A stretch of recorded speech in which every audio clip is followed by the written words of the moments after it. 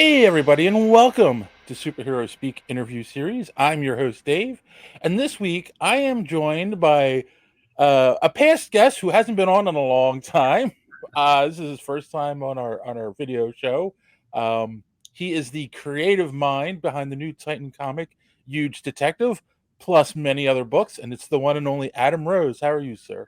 I'm great. Yeah, it's awesome to be here again. I mean, as I was saying before you started recording, yeah, it was like way back pre-COVID days that you all Hmm. were kind enough to have me on for a podcast, like the non-video of just talking about my all ages from Marcosia, Playground Attack of the Gurglebots. But yeah, no, it's really cool to be here. I'm beyond excited about what Magenta King and I have going on with Huge Detective. It's been a project that we have put everything into over the last few years. So, with the I they I did get a preview. It's like the first, I want to say, 8 pages. But before I even say anything about the book, what is the elevator pitch for Huge Detective? Sure. So Huge Detective is it's BFG meets Chinatown, Okay. and with a smattering of True Detective. And well, actually, somebody pointed out to me, if you remember from the 90s, the movie that then turned into the series Alien Nation. Oh So yeah. it's about two cops who have to find, or detectives who have to find a way to get along, even though they were both on opposite sides of a global war between the huge and the humans. Okay. And the huge, how would you describe, they're giants or titans. I mean, they're huge. Yeah, um how would you, like, is that how you would describe them? Because they're also not exactly human, I don't think.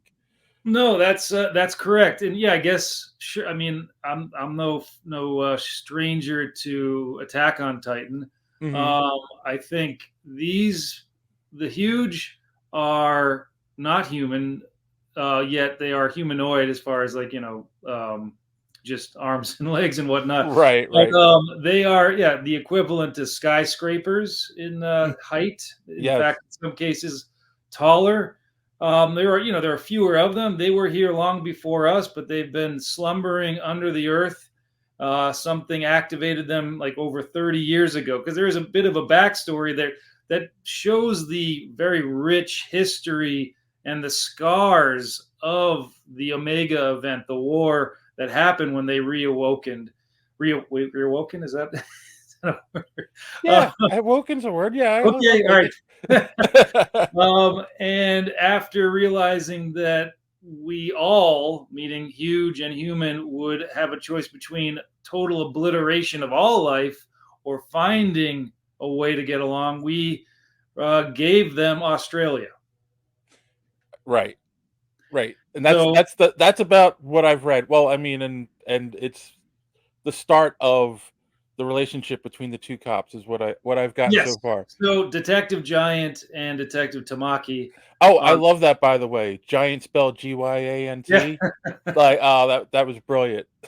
Oh, thanks. Yeah, no, I mean, that's the thing. So it's been 30 years since the event, the war. It's also been that long since the United States or any um, human country has allowed a giant to be on their land. Mhm. And and again, like I said, Magenta King and I have had so many meetings about how to like just make this world so lived in that there are also tidbits that it's this isn't the first time that they've worked together since then. Like the huge are a picture like a giant cargo freight ship, except Mhm. huge are carrying items and or actually have like devices on them because they're allowed through the oceans Right. to roam freely, and they carry people and or cargo. But this is the first time that we've allowed a huge on U.S. soil because the primary suspect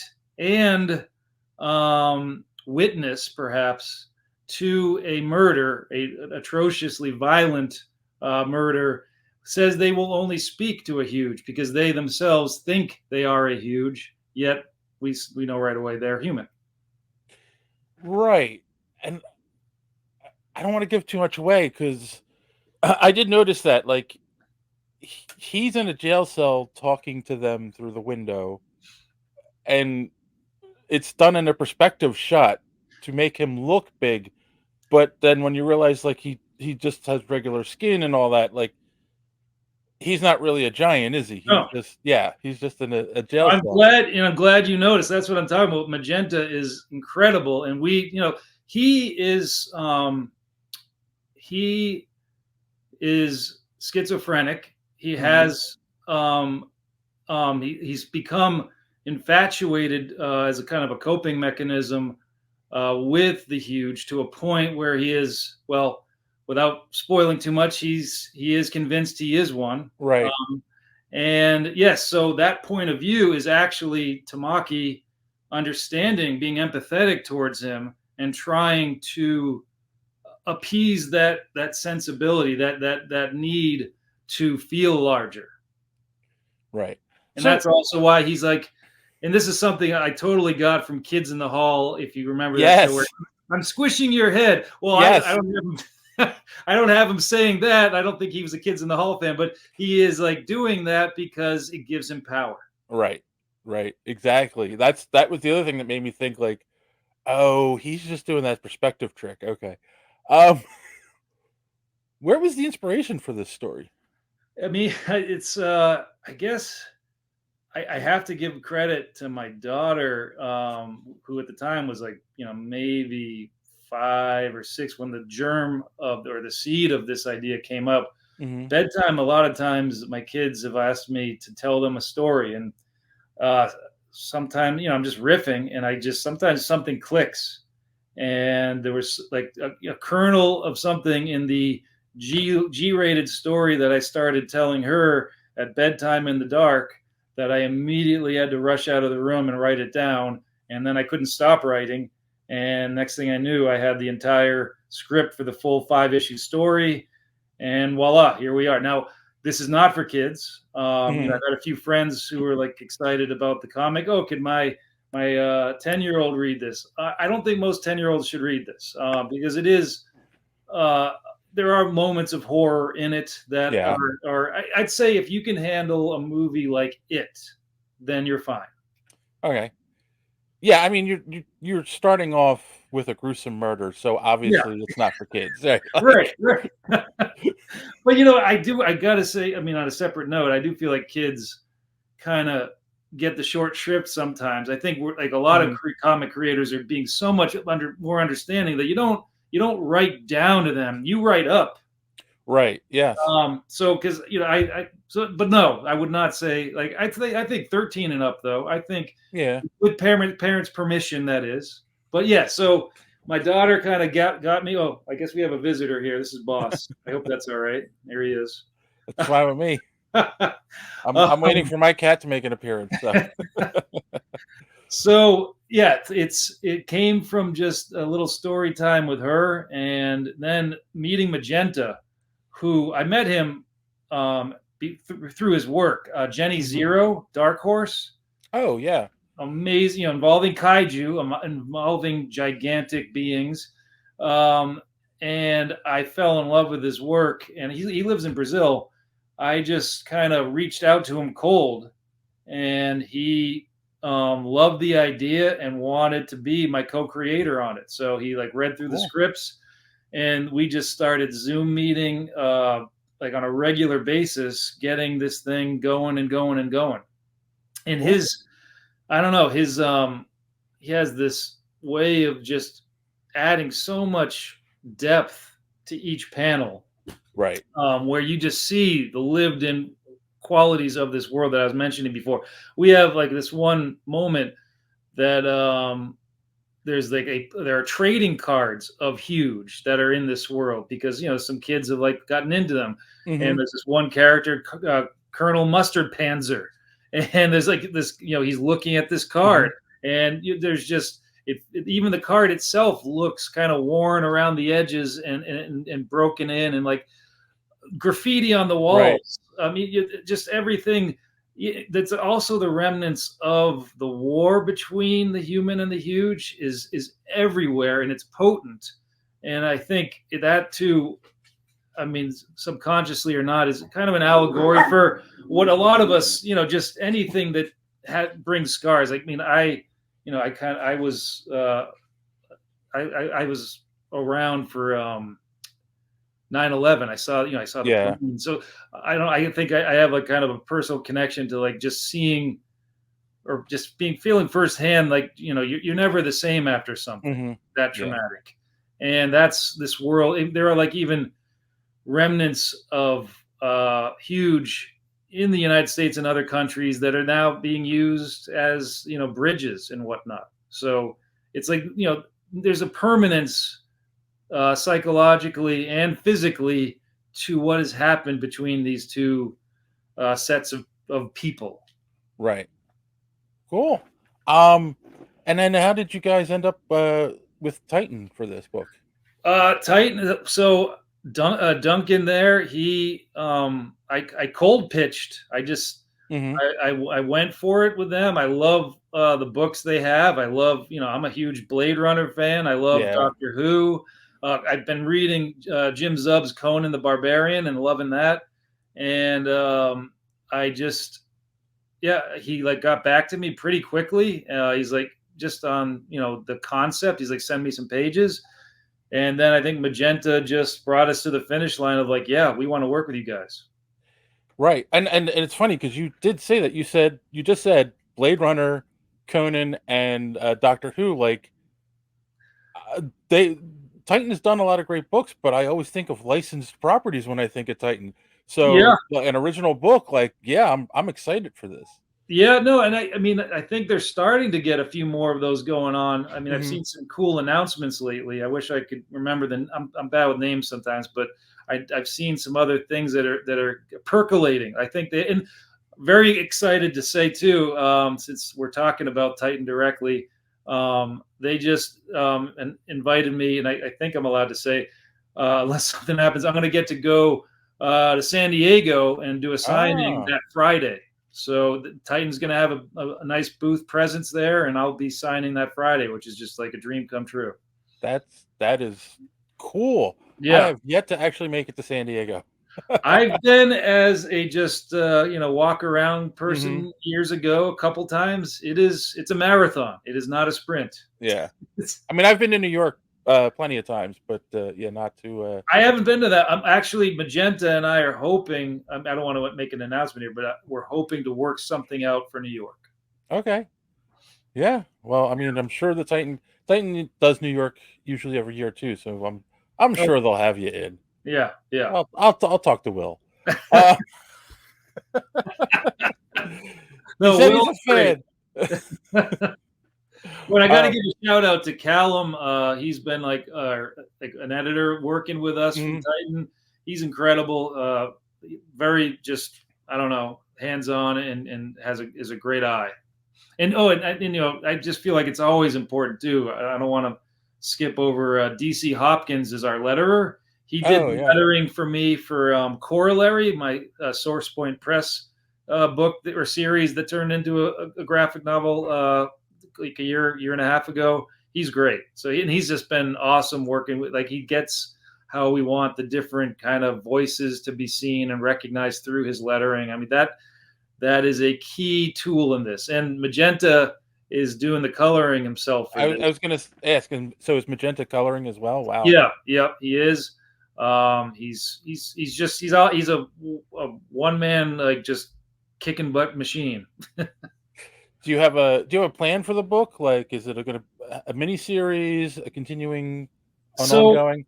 like I said, like the world is so rich. The story that the five issues is a Mhm. finite story, but Okay. no, I have like I've been writing down tons of ideas for branching off, even prequels into the actual Omega event.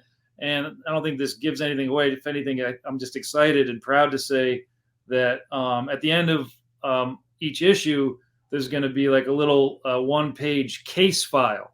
It's like a kind of Okay. like a journal entry Right.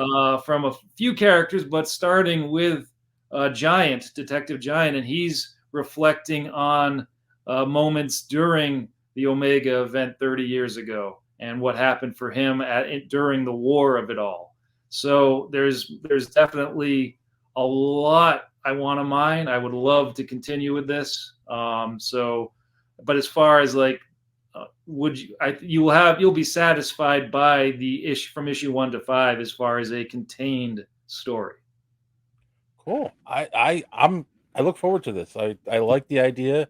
Um, yeah, I mean, has it kind of been done before? Alien Nation, yeah, you could say that, but this is a totally different twist to think how a war with giants or Titan-sized creatures and humans would end up. I mean, I like the idea that yes, you could see using their bones as bridges and stuff, and like just having this aftermath, and yeah, it's Yeah, when the Alien Nation, they didn't come down and fight us. They crashed here, right, and so there are. I mean, yes, the differences there and the similarities definitely. right. There's some interesting moments there, but I mean, also just this is the way Magenta's unable to understand my scripts because, like you were mentioning, just the dimensions of what we're talking about. Hmm. It's so exciting to see. I mean, and I intentionally have scenes, moments. I'm like, you know, he's blowing my mind about how he's able to convey a huge in a tight space, so to speak. Yes, yeah. The first time, I can't think of the female detective's name. Tamaki, Tamaki Detective. and Giant are talking, and he's sitting down, and it's an overhead shot, and it's just like there's something about the composition of that shot that just works, Yeah, right? Because like you're um you're not on guard because he's sitting down, right? So you're more relaxed, right? And he's more down to her level so they can talk, and it just works really well. Yeah. yeah. No, I mean, and their relationship is there's a lot of friction, a lot of tension, Hmm. a lot of hurt. And we're going to find out, and that's the thing too, that even though this is such a uh, immense, huge story, that it's grounded in the relationships Yeah. and it's grounded in their personal histories. We're going to find out a lot about Detective Tamaki right away and Hmm. what she's dealing with both at home and personal vices, or that are maybe even more than vices that she's dealing with. Similarly, with Giant as well, and we find out pretty quickly too that it's painful in a way for Giant or any huge to speak out loud. They are used to being telepathic with each other. So okay, I want to ask a question, but I don't want to like go too deep down this road. Um, but given the world that we live in, right, and you can take any historical conflict and make comparisons to this story. Were there any inspirations of any conflicts, maybe present or past, that you're kind of pulling from to as inspiration for the story? I think, and I do respect how delicate you're being about it, and I want to continue that delicacy, Hmm. or just care. I mean, yeah, there's a lot going on right now, and a lot of nerves are as raw can be. Yeah. Um, you know, the impetus of the story came before current events, Yes. Yes. but um, have there been influences of? I mean, I just think from uh, as long as we've had relationships with each other as human beings, there, and I am a history buff, so no, I Hmm. mean, I'd be lying if I didn't say yes. This is a representation of different groups of people that have to find a way to come together, meet at the table, so to speak. Yeah. Right. Because I mean, I think this is a difficult thing to say, but like in the United States, we have been blessed within other than the Revolutionary War and maybe the Civil War, there hasn't ever been a real war fought on our land, with us. Right. So we don't have to live in a world where we're reminded all the time about those things. But there are people in other parts of the world that do have to live with it. And I think by you talking about how they you make that part of the world, I think it's a good statement to make, and like people need to realize that what other people go through in Yes, situations. no, I couldn't agree more. And I think, like I said, I keep talking about emotional scars, Hmm. psychological scars.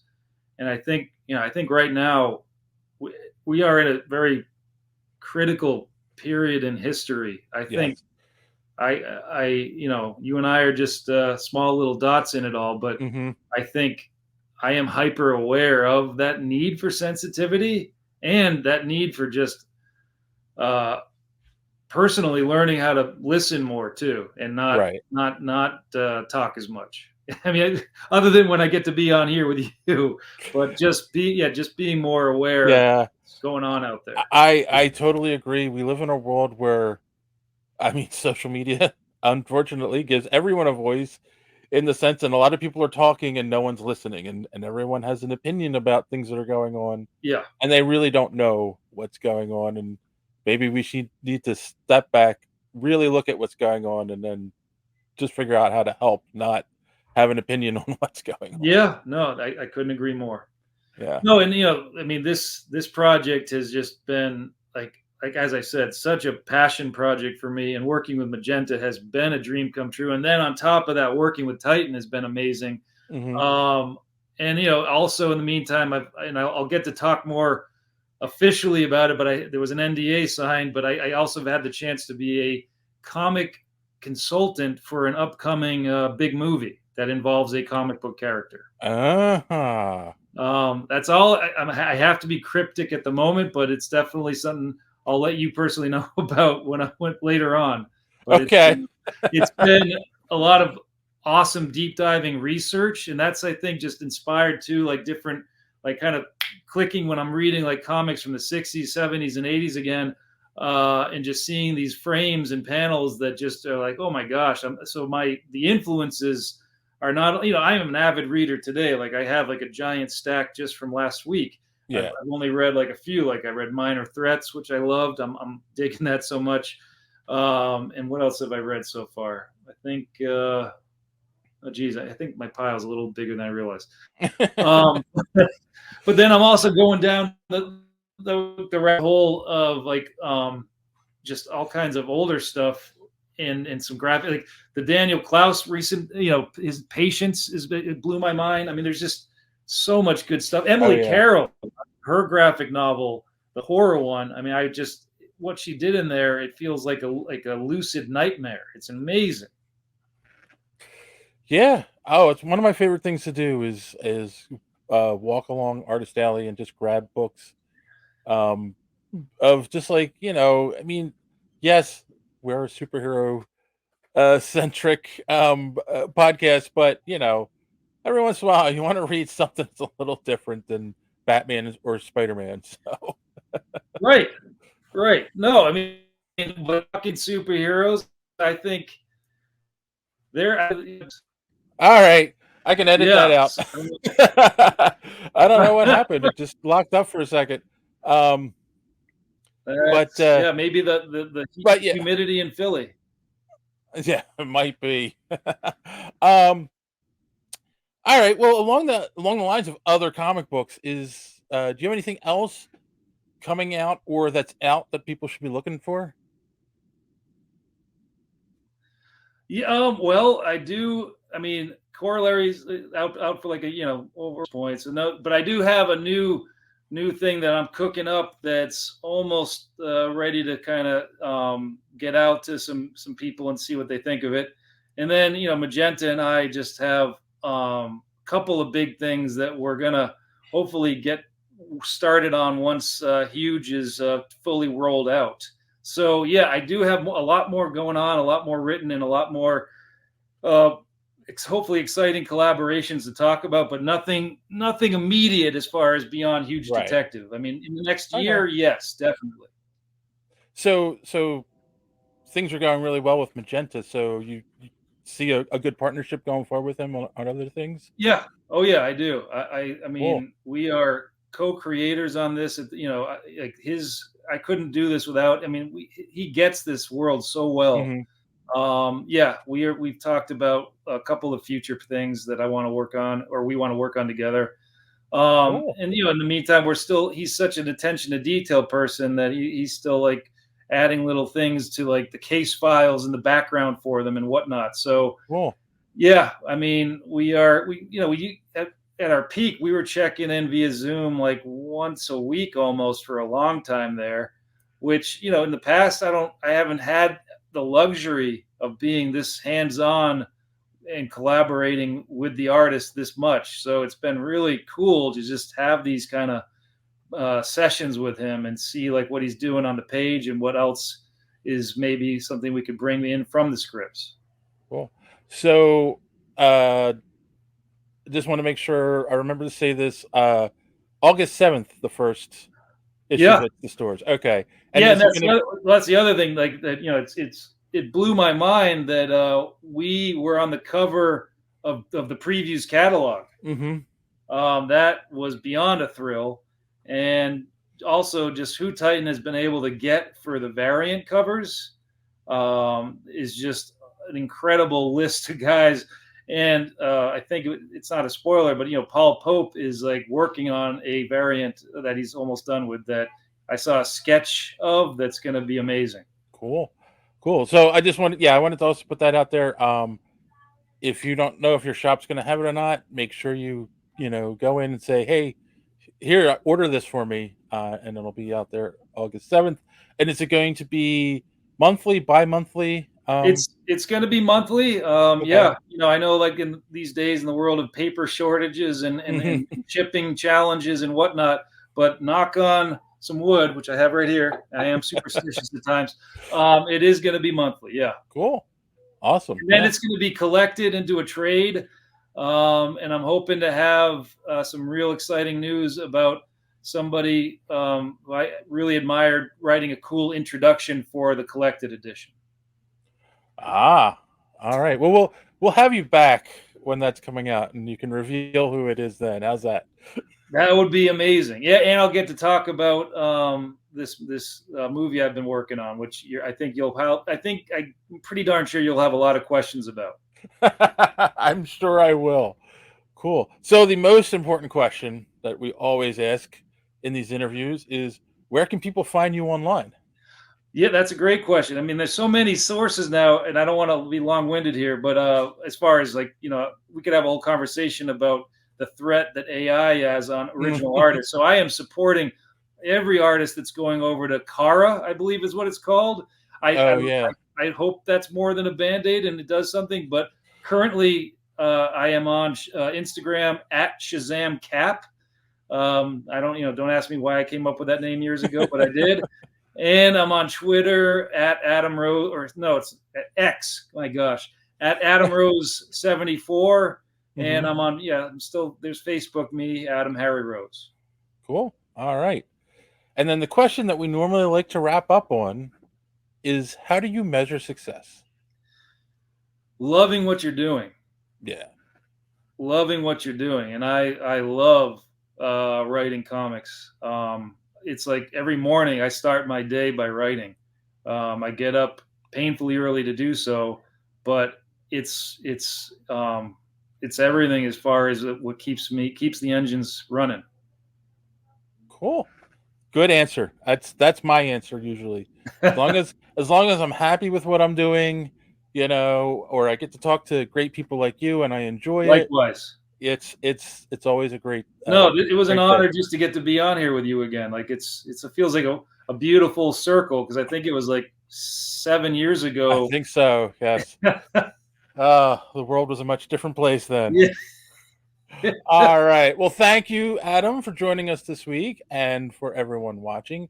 As always, thanks for watching, and don't let your cape be caught in the door. See you next time. Take care.